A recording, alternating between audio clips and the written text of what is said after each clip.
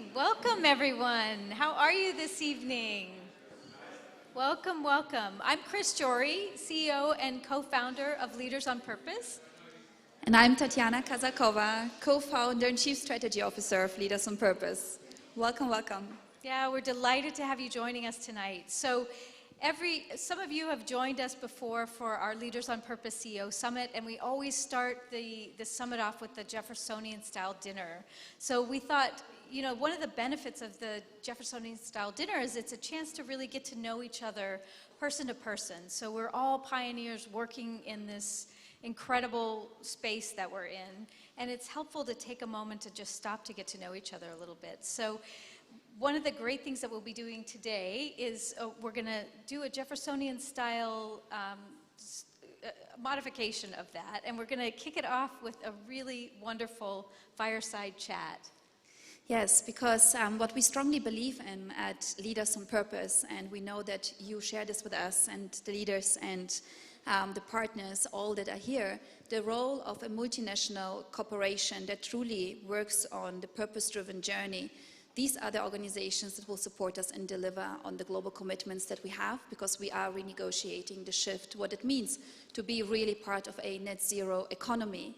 And we also do know that this is highly connected also to your personal purpose. So we are very delighted today to have the CEO of Arcelik, Hakan Bulgurlu, joining us here today on this incredible fireside chat together with Stalnaker from Hub Culture. And it will be about the relevance, the true relevance of purpose, and based on lessons learned from your journey at the Mount Everest that we will here explore. And we will open up to a Q&A conversation afterwards, and then we will go into the reception that will be a little bit Jeffersonian style. And we are so delighted also to be here in this incredible space today that is brought to us by the Hub Culture, along with McDonough Innovation and Beauty Kitchen, and Beauty Kitchen. And we're excited to be partners with the Hub Culture and Stan. Thank you so much, and without further ado, we'll bring up Hakan and Stan.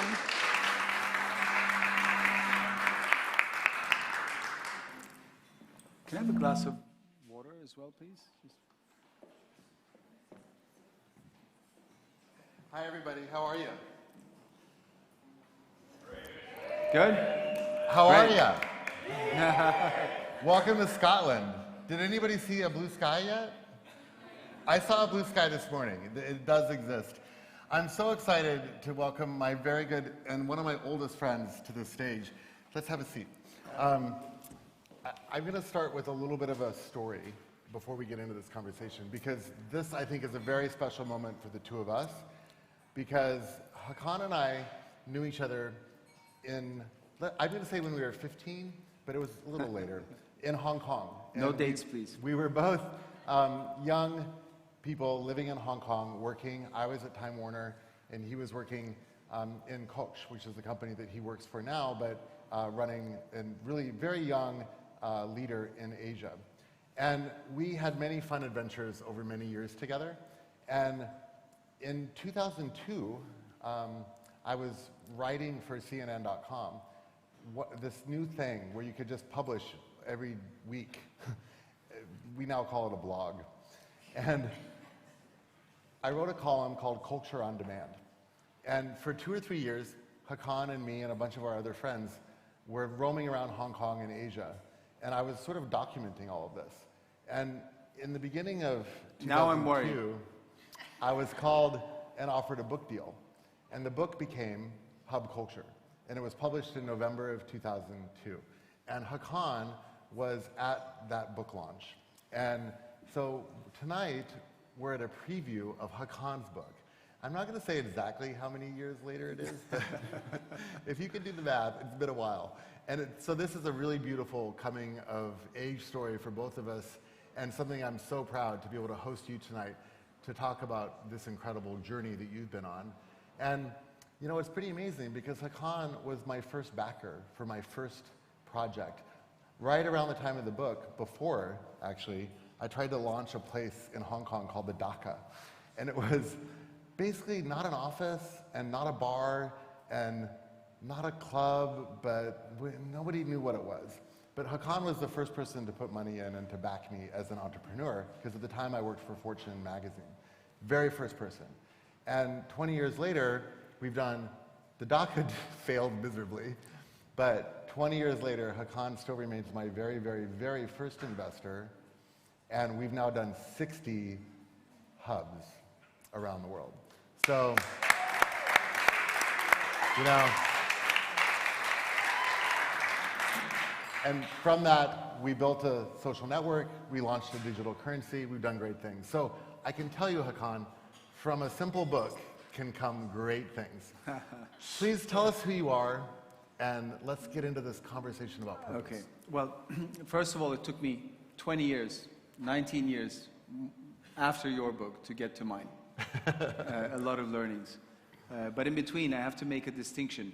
Dhaka may have failed, but it's the only investment I've made in a company that's failed where the founder actually paid me back.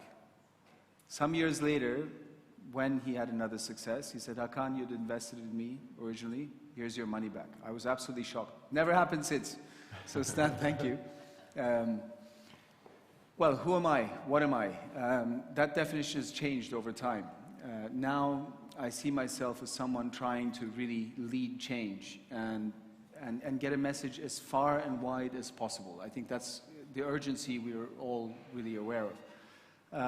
I run a company, and I'm actually grateful for that platform because it enables me to demonstrate this message called Arcelik. It's one of the world's largest appliance manufacturers.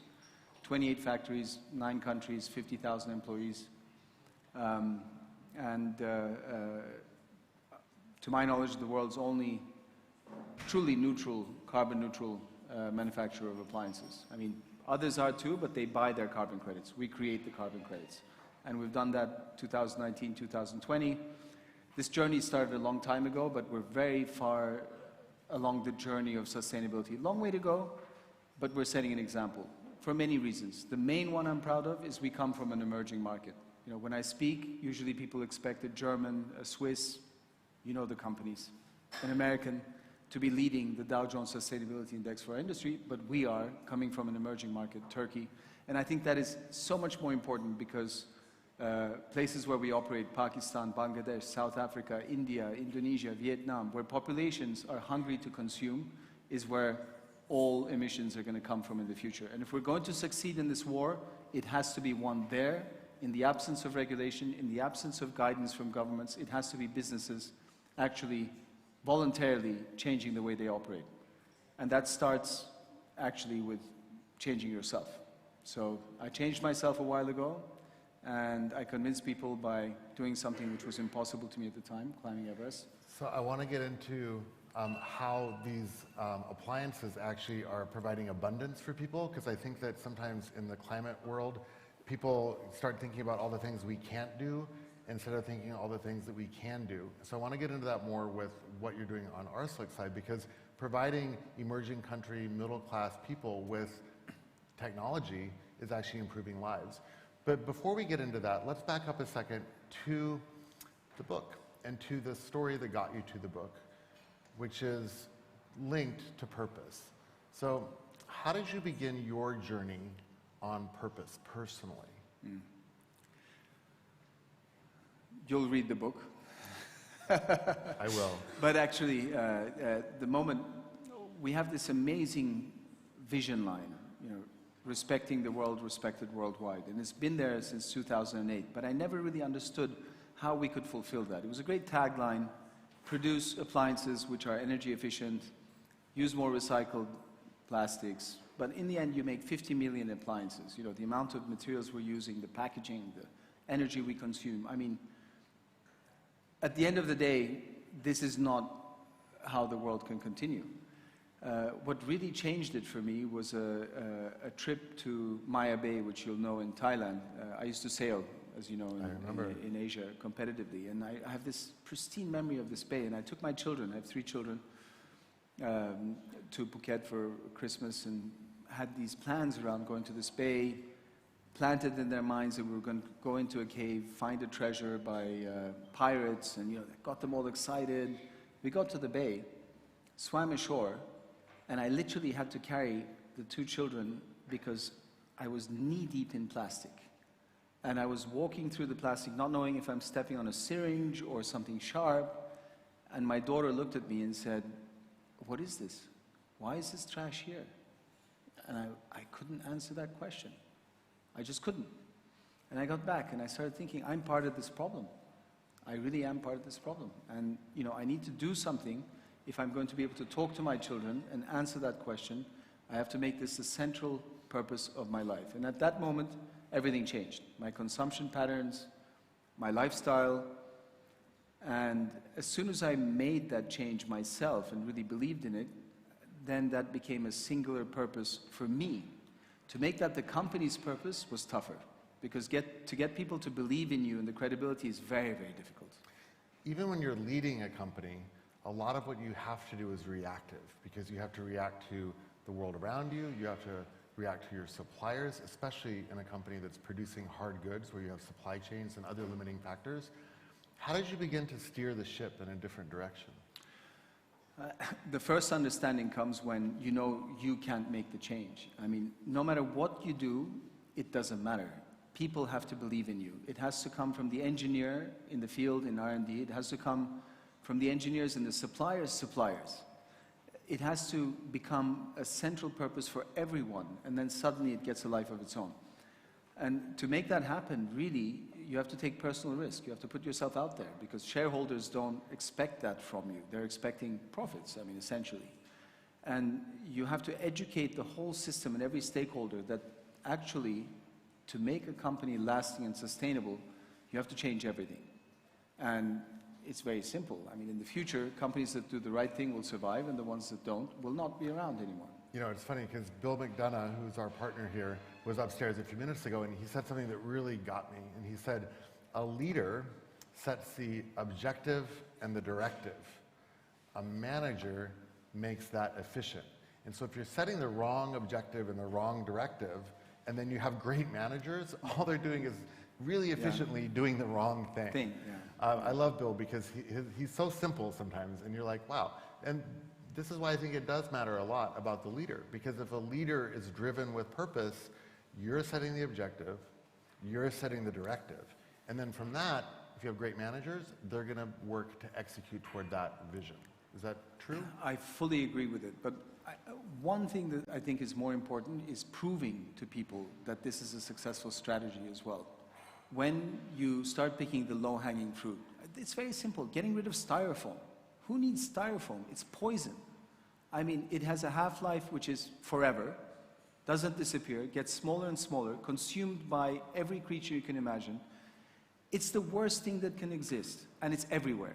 And it really doesn't need to be. It's very easy to actually change. And when you change it, and then you suddenly see consumers and retailers reacting and saying, wow, then the engineers start thinking, hang on a second.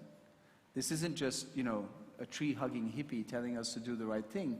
This is actually, it makes good business sense. And then suddenly it becomes their own motive. They start thinking, how can they make a real difference? So it becomes a collective. And I think Arcelik's success really has been that. In a very, very short time, very few of the initiatives today that has brought us to where we are come from me. It comes from bottom up. But they had to believe that this was really our purpose, and this was really the direction we're going. And you're absolutely right. If you don't live the way you're talking, you don't have the credibility. And the managers you have will be watching you very, very closely. So, you know, you actually have to walk the talk. So Arcelik has been growing extremely fast on this consumption wave that's growing throughout the developing world. Can you give us a little window into your plans for the future of how you're going to manage that growth curve of bringing new benefits to people around the world and improving the sustainability side of that story? There are many angles, but I'll just pick one. Becoming carbon neutral is very important, but it's not enough. And scope 1 and 2 emissions, you all know, you're here, are what you emit in the production process. Scope 3 is what really matters. Scope 3 is what your product causes in the ownership of the customer. Nobody talks about Scope 3 because it's Pandora's box, right? It's kind of like a car manufacturer's CEO telling you when you buy the car, oh, by the way, the duration that you own this car, you're going to do this much damage to the planet. So no one talks about it. 200 of the largest companies in the world, only 40% even measure their Scope 3 emissions. And I sit here very proud and say we're carbon neutral, but we're carbon neutral in Scope 1 and 2 emissions in our global manufacturing operations. If I were to ask you, guess what percentage of our total emissions is Scope 1 and 2, which we're neutral in, what would you guess? I would think Yes. the majority, 70%? 98%. So 2%. 98% is Scope 3? 98% is Scope 3. Wow. So here we are, And very is that proud. true across industrialization? Almost everything. And so here we are, very smug, saying we're carbon neutral, but essentially, to make a real difference, it has to be Scope 3. And to push that envelope further is what we're doing now. I don't know if I'm allowed to say it, but we've either announced or about to announce a massive cut, 52% to our Scope 3 emissions by 2030. To do that, technologies don't exist today. So we're saying we're going to invest in R&D and innovation and huge amount of capital, human and money, in terms of making the technology possible to make those cuts, because otherwise we're just not going to make it, right? We need to be bold and we need to be true to ourselves, not just say things. I forgot what the question was, but... It's a fascinating answer. It actually really ties into the theme of this ICE hub, which is innovation for the circular economy. And the idea, the real message that we're trying to get across from the hub this year is that it's not enough to be net zero, like what you just said. Look at General Atlantic and Beyond Net Zero, their new $4 billion climate fund that they're launching. It's about taking us beyond net zero to net positive. And Bill and I were talking about the hub a few weeks ago, and we're like, the message has got to be net positive, because we don't need to do less bad. We just need to do good. And setting a standard of excellence that's focused on doing good has got to be the thing. Yeah. So I love the fact that you're thinking beyond net zero and thinking about net positive. Okay, this is great about the company, and we're going to all look at Arcelik and check this out. But you're all going to buy the appliances, first of all. I want to get deeper into you. Yeah. Uh-oh. I've known you a long time, and you've always been a little bit of an athlete. We used to sail together in Hong Kong. You always exercised. But a few years ago, I saw a post or a message, and it said, I'm climbing Mount Everest. And I looked at my email, and I was like, okay, I know Hakan's quick. So this is a guy that used to go skiing in Kamchatka with bears. I remember that trip, which I missed. And you've always been a bit of an adventurer. But when you said you were climbing Mount Everest, I was like, that's pretty crazy, because this is crazy. It was 2 weeks after I was in Nepal, because I went to Nepal with Conscious Impact to look at regenerative work that they were doing and to support them. And the person who runs that is now helping us on our hub in Hawaii. And so we were marching around Annapurna Circuit.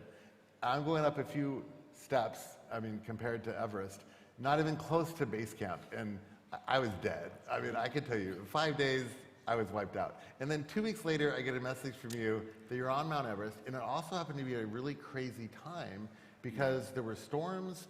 There's a whole story that we could talk about the number of people who were climbing Mount Everest and what that means. But you were doing it for a purpose. Yeah. Can you share? So what happened around the credibility, I knew what I needed to do with the company, but I didn't know how I would get people to really follow. And I also know that if I talk about sustainability, people will be looking at their phones, they'll be yawning after 5 minutes. Everest is in everyone's imagination. I really, it's the sort of human curiosity and will to explore and conquer, which is a very strong, by the way, and positive force, that keeps the interest there. And I thought, what can I do that would be shocking? And I said, okay, I'm not a climber. I understand people who climb up to ski down, which I've done before, but I never understood people who climb up to walk down. What's the purpose in that, right? I couldn't figure it out. But then I said, okay, I'll do the most dangerous thing, and people would think that I have a family, 3 kids, a great job. Why would I take that personal risk? And we made a whole story behind it, a build-up, and the attention was specifically on the melting glaciers in the Himalayas. I live in Turkey for the past 13 years. And all of you have lived through the Syrian crisis, right? I mean, you all may think it's Islamist, it's extremism. It's not. It's purely caused by lack of water. That's it. Lack of water. People who lived in the countryside didn't have water anymore to grow food. When they're hungry, they moved onto other people's lands. And that caused war. It's as simple as that. And that was a tiny scale. It was 1 million people that came to Europe, 4 million to Turkey. I lived through that. Stephanie was just giving birth to our youngest son, very sensitive. And there was a moment where we were in a car and she saw a young Syrian child trying to warm herself up, barefoot, snow, in the exhaust of a bus. And she just broke down, completely broke down. And she said, we need to do something about this. So we started spending a lot of energy in refugee camps. There were 29 in Turkey, actually amazing camps, mainly European money, good schools, food, security. But the kids were living in concrete walls. So we first started saying, okay, let's give them jackets and shoes. But quickly realized it's a government scale thing. How many can you give? And then you give some, you don't give to others. So we said, okay, that doesn't work. We built playgrounds for the children in those schools. And through that process, we really got to understand. I'm giving you a long answer because I'm loving it, though. Keep going. And I really understood the scale of what's coming just by experiencing the plight of these people. And what's coming is so severe, so severe. Nobody really has an idea. We're all talking in abstract terms about a warming planet, but what it means for people is devastating, devastating. The Himachal Pradesh region provides the water, all the water. I mean, people think the monsoon rains. No, it's the glaciers. All the way from China, Pakistan, India, the whole ASEAN basin is fed by glacial water. The entire Mekong is fed by glacial water. And 30% of those glaciers are gone, and the rest is going to go. There are various estimates. I mean, the best I've seen, the next 50 years, the drought will be in an unprecedented scale in those regions, which means what I saw happen to 5 million people is going to happen, I say 2 billion, but my team always corrects me, say be a bit more conservative, at least 1 billion people leaving where they live to go onto other people's lands. I mean, can you imagine what that's going to do? I mean, the tiny Syrian conflict has governments changing in Europe. Look at Orban. Look at how democracy is changing. What's 1 billion people moving going to do? So I said, okay, it's a great sort of cause to raise attention on. And I said, I'm going to climb Everest, which is a bit stupid because I didn't really climb anything before. But 8 months of preparation. I don't know how my wife puts up with me, but she did. And yeah, I took on the experience. I was very unlucky, as you said. Can you tell us a little bit about your actual journey up the mountain? I went with arrogance. I went thinking that I'm extremely prepared. I'd spent 8 months training, no drinking, dietitian, personal trainer, hired probably the best operation in high altitude mountaineering, Lukas Furtenbach, who uses a lot of technology. So as a CEO, I can't take 3 months of acclimatizing, which is what you need on an expedition like that. But there's technology, hypoxic tent, you sleep in it every night. That's why you sleep in the attic. It acclimatizes you slowly, restricts oxygen. So a lot of, I'm an engineer. I broke down the problem. I hired the best. I planned. I trained. I did everything right. And I went to the mountain ready, like I'm conquering the mountain. And I learned very quickly how stupid that idea is. Did the mountain conquer you? The mountain did conquer me, yes. Climate change. Well, climate change, like everything else, is having an impact, and a bigger impact up there. So what normally would be a 2-week window to climb the mountain got reduced to 2 days. And there was a cyclone on the mountain before, which has never been seen before. So the wait was longer, and when we went up, actually everybody went at the same time. And I climbed the north side, which is more technically difficult, much colder, but less people. China tries to impress the world with its sort of cleanliness, orderliness, and they do an amazing job on the north side of the mountain. On the south side of the mountain, which is Nepal, it's more driven by ticket sales, money, it's chaos. Yeah.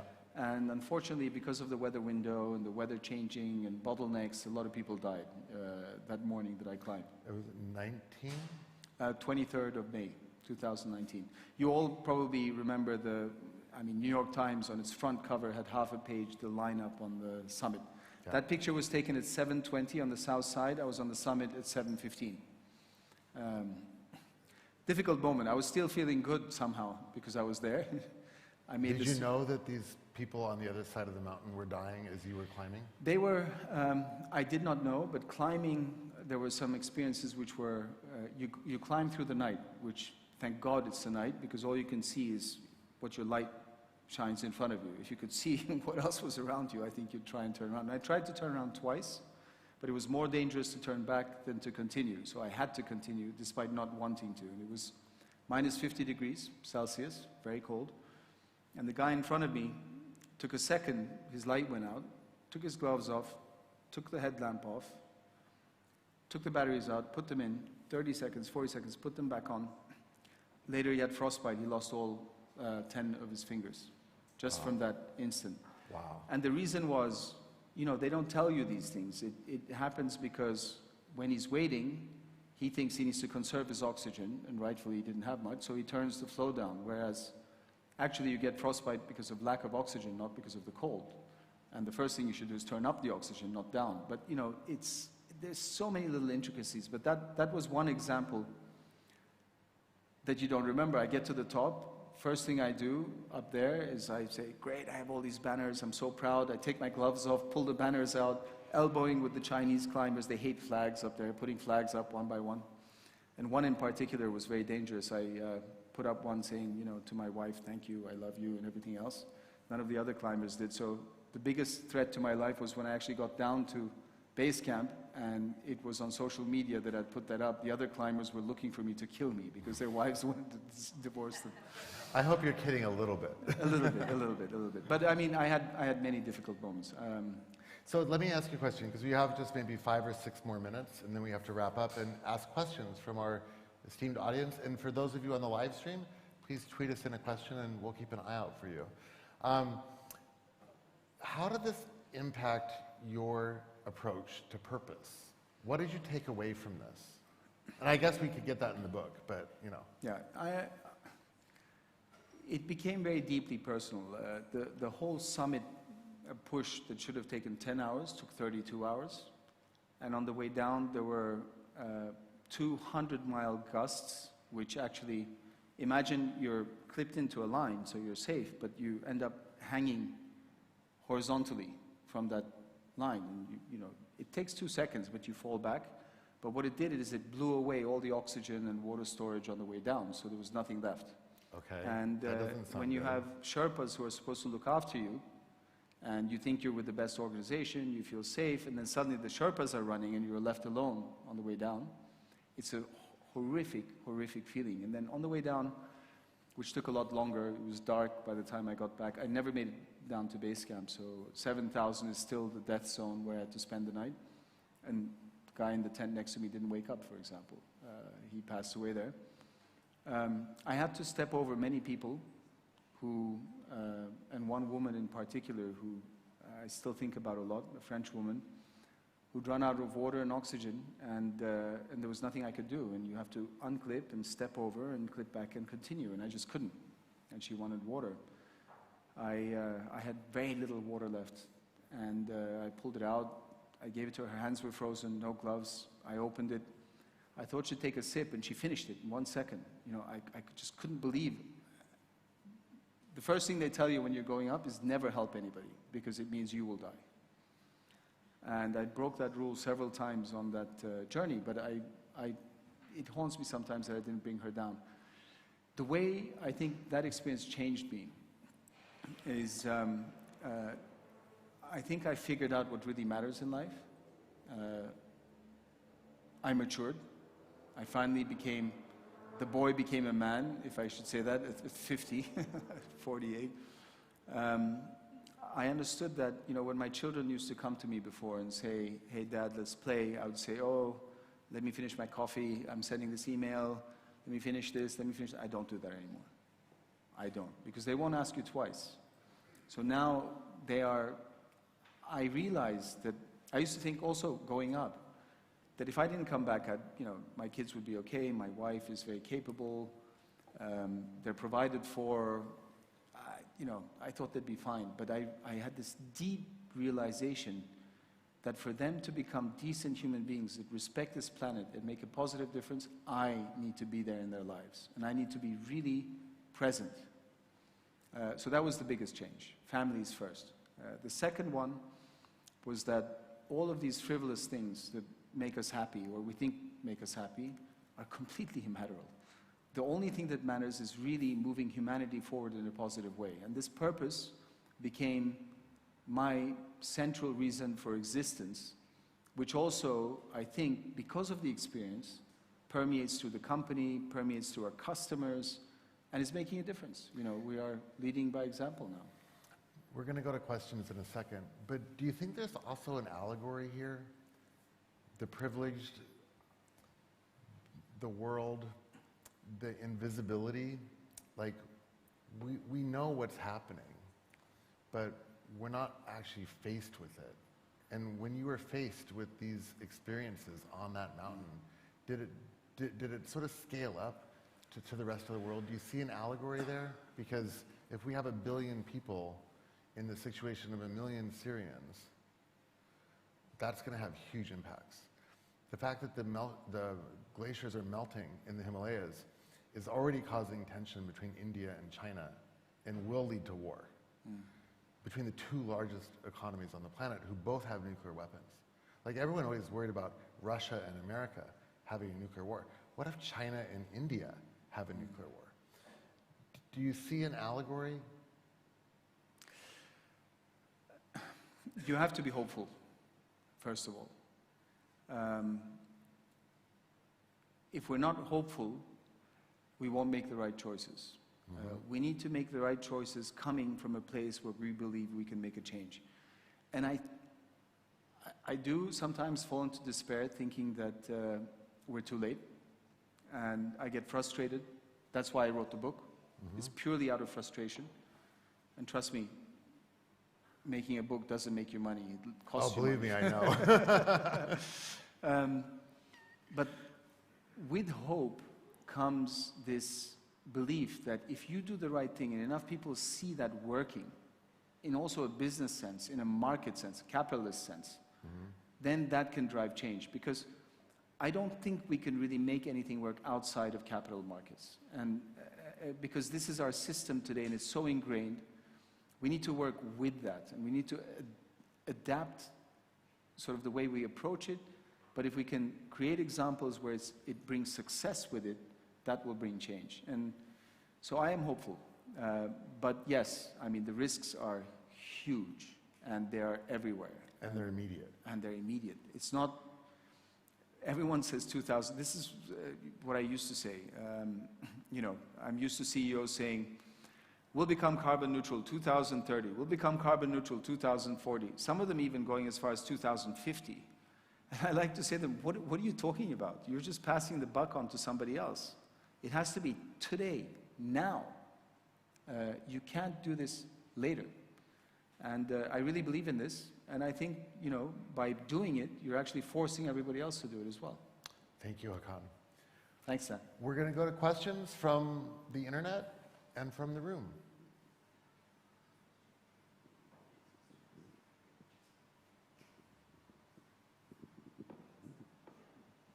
There we go. Hi. Say your name. Hakan, Leila, Ajarlu, nice to see you. Congratulations on the book. Hi. You talked about scope 3 emissions, which we all know are embedded in everything, right? So it's supply chain. So I'd love to hear a little bit about how your company's transforming the design of your products and how that's going to tell us everything. Go on. This question is coming from design thinking and the master of it, so I have to be very careful answering it. I don't know, and I'm not scared of not knowing. What I am doing is I'm making a commitment to get there, and then we'll figure it out along the way. So if I am scared to make that commitment, nobody else is going to do it. So we are going to do it, and then I know that we're going to force the competition to do the same thing, because otherwise consumers are simply going to vote with their money and choose us. It's that simple. In 2015, it was a World Bank panel in Washington, and it just came out of my mouth. You know, everybody was talking about sustainability reports, and I just blurted it out. Sustainability is a business model. It's a profitable business model. That's true now more than ever. But you're right. Everything is going to have to be designed from scratch. Today, we talk about purpose, and then we say, okay, we'll adapt our systems to meet that purpose. That doesn't work. We need to take our purpose and we need to build new systems around it. So we have to change the way we think about absolutely everything. And we're going to do it. So commitment is the first phase. And there's two ways to look at it. You could say, like other CEOs do, 2030 will become carbon neutral, scope 1, 2, blah, blah, blah.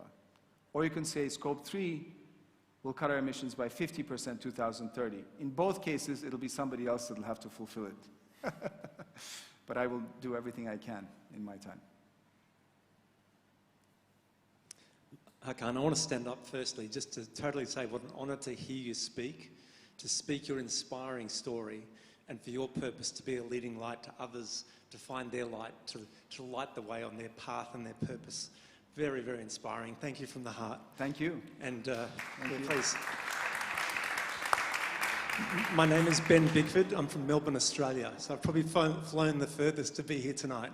And I've come all this way to COP, to meet people like yourself, to meet amongst others, Harold, who I've known for over a decade from Future.io, and the privilege to learn from others like yourselves.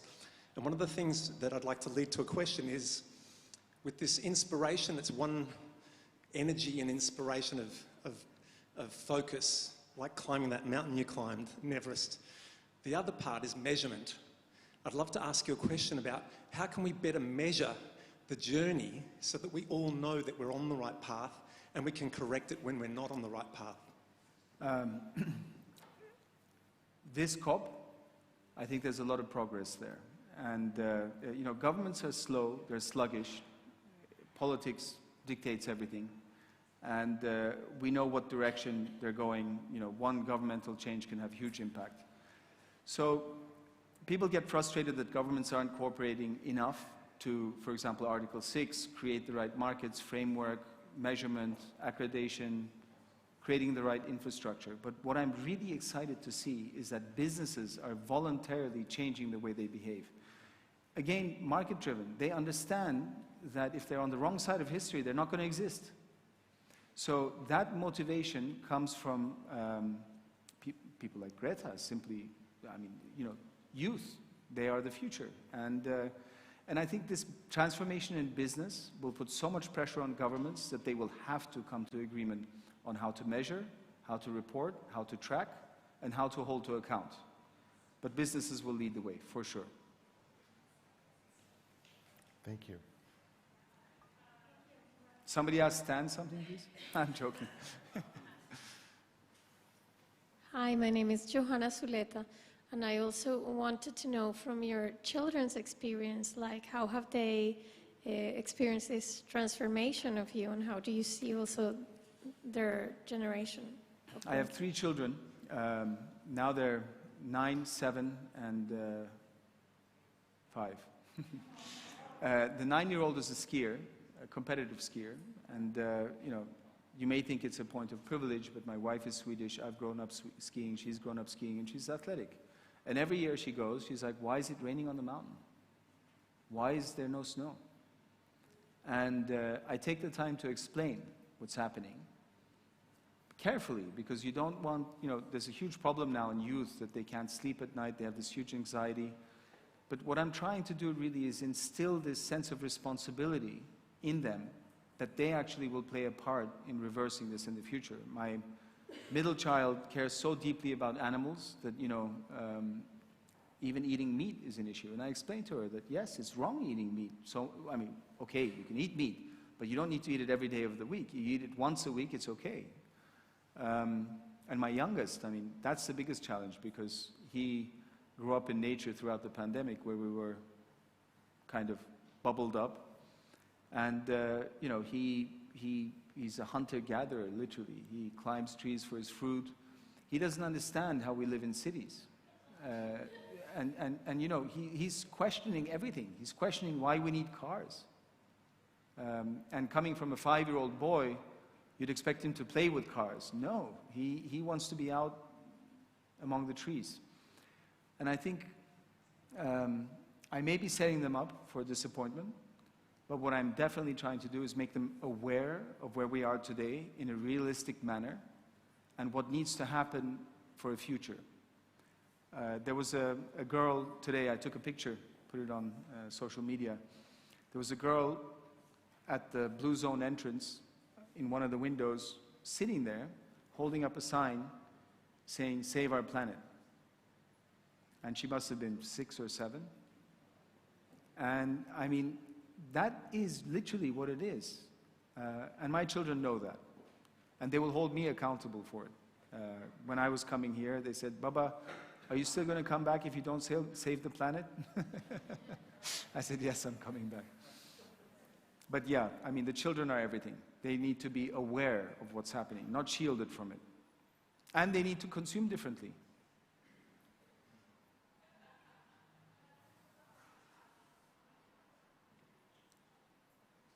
I was Jeff 21. Very nice to hear your story, and I look forward to reading your book.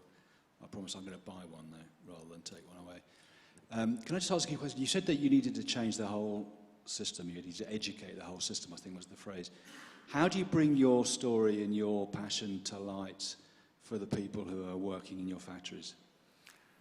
By being authentic, I think, is the most important thing. So I live the way I speak. I've changed my lifestyle completely, and it's very visible to them. Also, they see the success that comes from this. You know, the decisions were easy.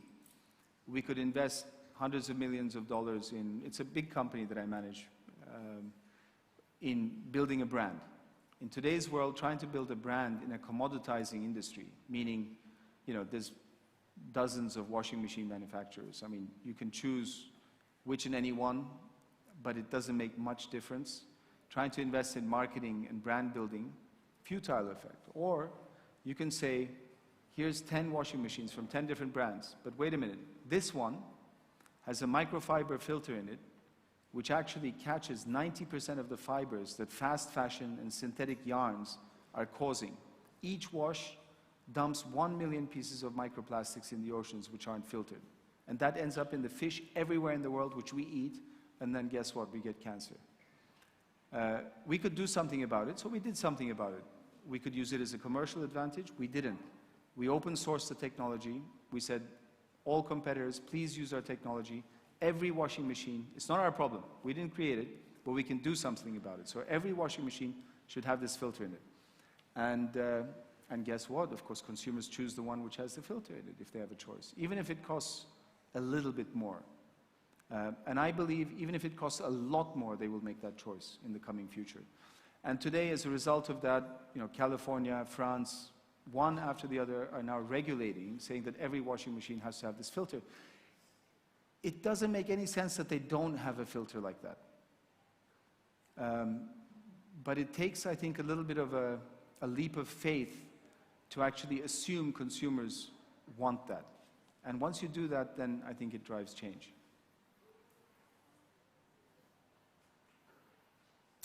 Okay, amazing. Thank you so much, Hakan.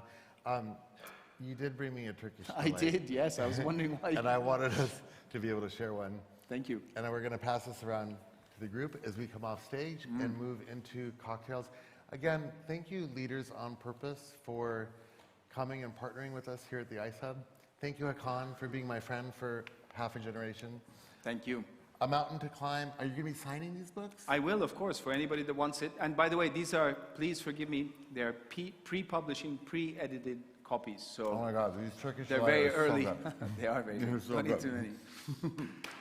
Thanks, guys. Thank you.